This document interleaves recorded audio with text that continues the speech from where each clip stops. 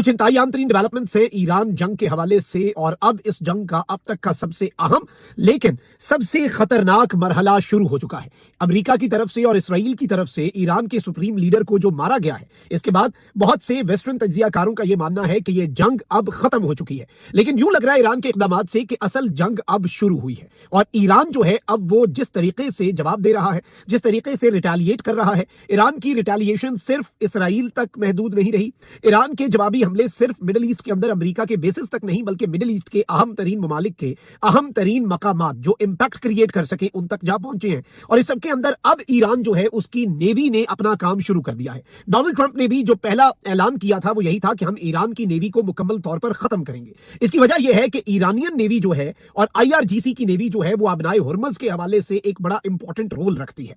अब समुद्र में जो बहरी बेड़े हैं उन पर हमले शुरू हो चुके हैं जी। जहाजों के समुद्र बुर्द होने की खबरें इस वक्त आ रही हैं, और तेल बरदार जहाज जो हैं, जो ऑयल टैंकर्स हैं समुद्र के अंदर, वो भी निशाना बन रहे हैं। और डोनाल्ड ट्रंप जो है उसने भी ईंट से ईंट बजाने की धमकी दे दी है। मैं सारी डिटेल्स एक एक करके आपके सामने रखता हूं, लेकिन दरखास्त वही है कि अगर अभी तक आपने इस चैनल को सब्सक्राइब नहीं किया, सब्सक्राइब कर लें। इस वीडियो को लाइक जरूर कीजिएगा क्योंकि हमारे चैनल को रिपोर्ट किया जा रहा है, और एक के बजाय आपने ज्यादा से ज्यादा, जितने ज्यादा हो सके, आपने कमेंट्स जरूर करने हैं। अब जरा जल्दी जल्दी नाज़रीन इकराम लेटेस्ट डेवलपमेंट्स पर आ जाते हैं। एक तो यह है कि अब ईरान के सुप्रीम लीडर नहीं रहे। वैसे तो यह खबर आ चुकी थी पहले ही कि ईरान के सुप्रीम लीडर जो है उन्होंने 4 सक्सेसर्स के नाम दिए हैं, अपने 4 जानशीनों के, कि एक अगर हमारा जानशीन जो है उसे कुछ होता है तो उसके बाद कौन होगा, उसके बाद कौन होगा, और उसके बाद। और इसी तरह से उन्होंने अपनी पूरी मिलिट्री लीडरशिप को, अपनी पूरी सिविलियन लीडरशिप को भी कहा कि आप जो पॉसिबल नाम है वो जरूर दें। अब ईरान के अंदर मसला यह है कि सुप्रीम लीडर जो है उसके इंतखाब का एक पूरा तरीका है, और वो तरीका भी फॉलो होना है ताकि चीजें जो है वो ट्रांसपेरेंट रहें।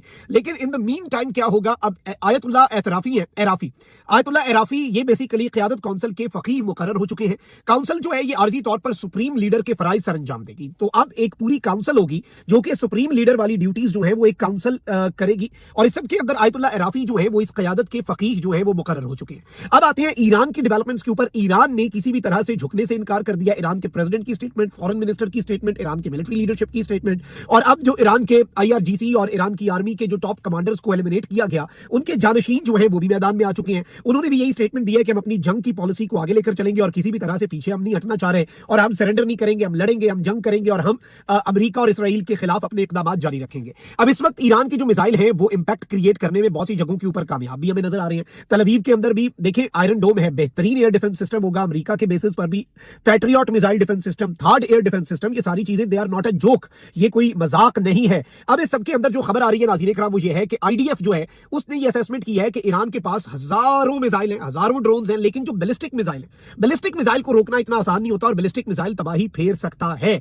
IDF इसराइली डिफेंस फोर्सेस ने ये असेसमेंट किया कि ईरान के पास 2500 बैलिस्टिक मिसाइल है, और ये बहुत बड़े लेवल पर तबाही मचा सकते हैं। और ईरान जो है वो अपनी प्रोडक्शन को भी एक्सेलरेट कर रहा था इस जंग से पहले कि मजीद हमारे पास हथियारों का स्टॉक पाइल जो हो वो हो। अब इस सबके अंदर नाज़रीन इकराम एक चीज बड़ी इंपॉर्टेंट है कि ईरान की तरफ से अब बाकी ममालिक जो है उन्हें जिस तरह से हिट किया जा रहा है, अरब ममालिक जो है उनमें पहले तो बात थी अमेरिका के बेसिस तक, लेकिन अब चूंकि दुबई, अबू धाबी, दीगर मकामात हमने बहुत सी जगह देखी जहां पर जो हमले हुए, जिस तरह से चीजें हुई, अब उस सबके अंदर यह बताया जा रहा है कि अरब ममालिक ने भी बड़ा सख्त मौक़िफ़ अपना लिया है। यहां तक कि सऊदी अरब के हवाले से ये बात आ रही है कि सऊदी अरब के वली अहद जो है उन्होंने ये अथॉरिटी दे दी है अपनी फौज को कि भाई अगर ईरान हमारी सरजमीन पर हमारे टारगेट्स को निशाना बनाता है, अमेरिका की हद तक एक अलग बात है, लेकिन अगर हमें निशाना बनाता है तो आप ईरान को फिर जवाब दे दें, हम इस जंग के अंदर शामिल नहीं थे, और अगर ईरान, अब उनका मौक़िफ़ है। फिर इसके साथ ही साथ मुत्तहिदा अरब अमारात की वज़ीर मुमलिकत रीम अल हाशमी जो है उन्होंने कहा कि हम अपने दिफा के लिए तैयार हैं। हम उम्मीद करते हैं कि नौबत यहां तक ना आए, लेकिन हम खामोश तमाशाई नहीं बनेंगे जबकि हम गैर कानूनी और बिला जवाज हमलों का निशाना बनते हैं। अब एक तरफ इनकी ये डेवलपमेंट बहुत इंपॉर्टेंट है, लेकिन वहीं दूसरी जानिब मैं आपको ये बता दूं कि ईरान के सदर जो है उन्होंने भी ये खिताब किया, और उन्होंने कहा कि मुल्क की मुसल्लह अफ़वाह दुश्मनों को मायूस करेंगी, फिलहाल दुश्मनों के ठिकानों को हम कुचल रहे हैं।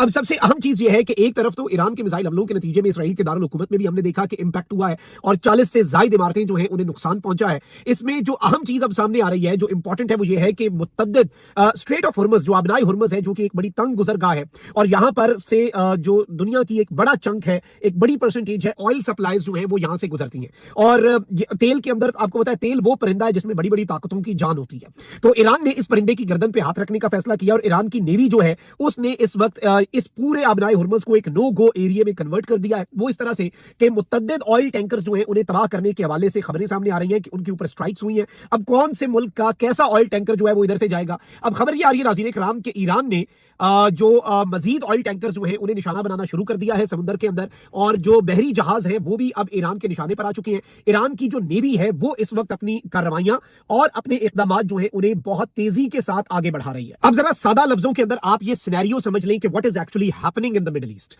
मिडिल ईस्टर्न कंट्रीज जो है they are at the brink of indulging in this war, क्योंकि बहरीन का हमने देखा कि रेजिडेंशियल बिल्डिंग को स्टक कर दिया, कुवैत के इंटरनेशनल एयरपोर्ट के ऊपर ईरान का ड्रोन लगा, दुबई का इंटरनेशनल एयरपोर्ट जो है उसके विजुअल्स तो वहां पर पैसेंजर्स ने बनाए कि उसके ऊपर एक ड्रोन लगा और लोग जख्मी भी हुए। फिर इसी तरह से दोहा के अंदर भी।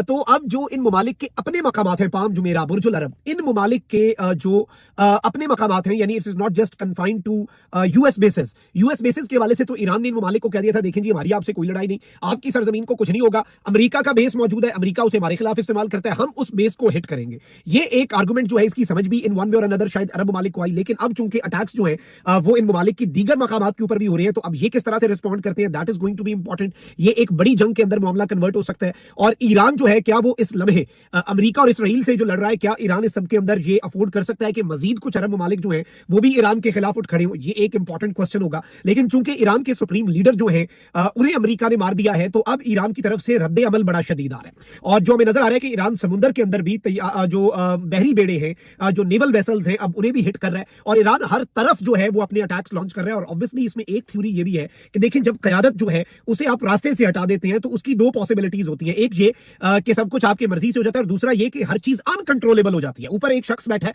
उसकी हिदायत पे सब अमल कर रहे हैं, सब उसके साथ एसोसिएटेड है, सब उसके साथ वाबस्तगी रखते हैं। अगर वही नहीं रहता तो फिर हर बंदा जो है वो अपने हिसाब से शायद चीजें लेकर चले, जो कि बड़ी डिस्ट्रक्शन और बड़ी डिवास्टेशन की तरफ भी मामलात को इन वन वे और अनदर लेकर जा सकती है। हम तो अमन की बात करते हैं कि जी सुकून होना चाहिए, अमन होना चाहिए, बट इस वक्त की जो डेवलपमेंट्स है ना, ये जंग थम रही है। अभी मजीद खबर आ रही है कि आज रात एक बड़ी वेव ऑफ अटैक्स जो है वो ईरान के खिलाफ, और बल्कि ईरान के अब जो सेकंड टियर लीडरशिप है, जैसे ईरान की जो एक काउंसिल बनी है उसके फकीह मुकर्रर हुए हैं, और ये सब लोग जो है ये भी हिट लिस्ट के ऊपर है। डोनाल्ड ट्रंप ने भी कहा है कि भाई हम एंड तक मारते रहेंगे, जितने लाओगे सबको मारते रहेंगे। तो ये भी एक बड़ा तशवीशनाक मरहला होने जा रहा है इस पूरी की पूरी जंग के अंदर। ये डेवलपमेंट्स थी जो आपके सामने रखना जरूरी थी। अपना बहुत ख्याल रखें। पाकिस्तान जिंदाबाद।